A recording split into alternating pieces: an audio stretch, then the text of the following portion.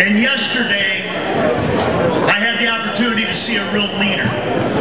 I always liked Governor Mike Huckabee. I always trusted his leadership. But I always said as a coach, when things are going wrong, when things are going against you, what comes out? And what it is, he was getting attacked relentlessly. And everybody was saying, we were all saying, attack back, attack back, attack back. And he had everything prepared to attack back. And he said, I tell you what, I'm not going to do it. I'm not going to disable my opponents to become the President of the United States.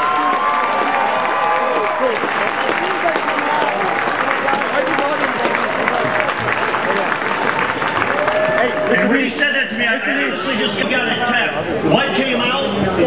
Character came out. Integrity came out. Leadership came out.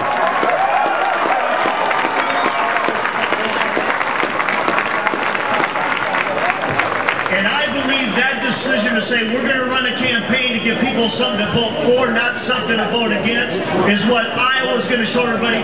That's what we want in a president. Help me welcome the next president of the United States, Governor Mike Huckabee.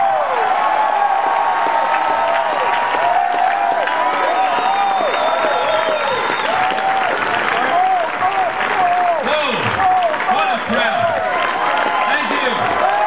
Thank you. Thank you very much for being here. This is pretty incredible. Exciting to see this many people come out here tonight. I want to say thanks so very much for coming to this wonderful, what? Love you. Love you. I love you too. But we've got to stop meeting like this. We've got to meet at the caucuses on Thursday night.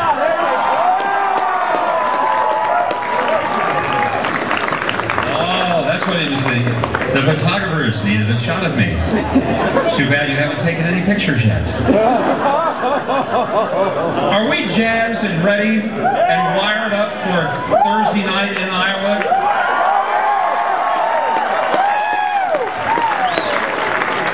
And do you realize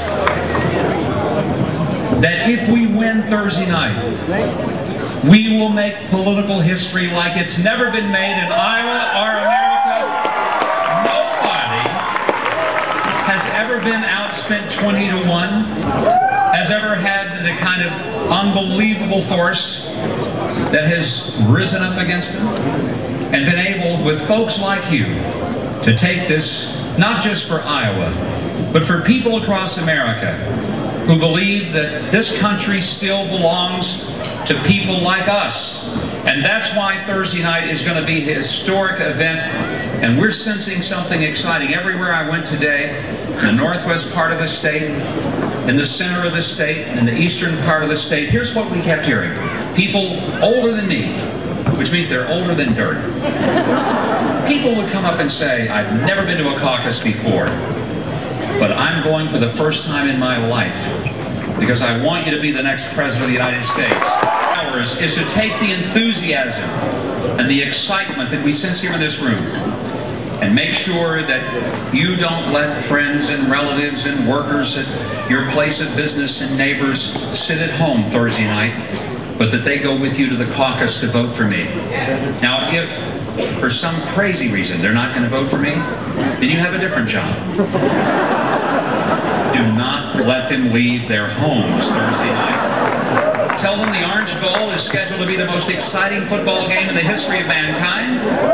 Shovel your snow in their driveway. Let the air out of their tires. Disconnect their battery cables. That's going to make the press. I'm supporters of other candidates. Well, maybe it won't be that bad. I've got a better idea. Rather than disable their car or tell them about the Orange Bowl, spend the next 48 hours convincing them that your choice ought to be their choice, and help them to understand why. Because America needs leadership that is consistent. America needs leadership because we need to remember that not only in Iowa but in the rest of this country, people have a right to know the truth. The truth about their country. And the first great truth is this is a great country. And many of us are involved in politics not because we just are mad at everything that's going wrong. We see what's going wrong. But we love this country for what is still going right. It's still the kind of place where a kid like me, or maybe like you, can grow up. Maybe with not the richest and best of circumstances, but could become the President of the United States. I think every day when people sometimes say, you seem like you're pretty happy and this stuff that's thrown at you doesn't seem to bother you that much, I tell people, how could I be anything but pretty amazingly overwhelmed with joy and excitement? I know where I've come from. The prophet said it in Isaiah, look to the rock from which you were hewn and the quarry from which you were dug. I understand where I come from.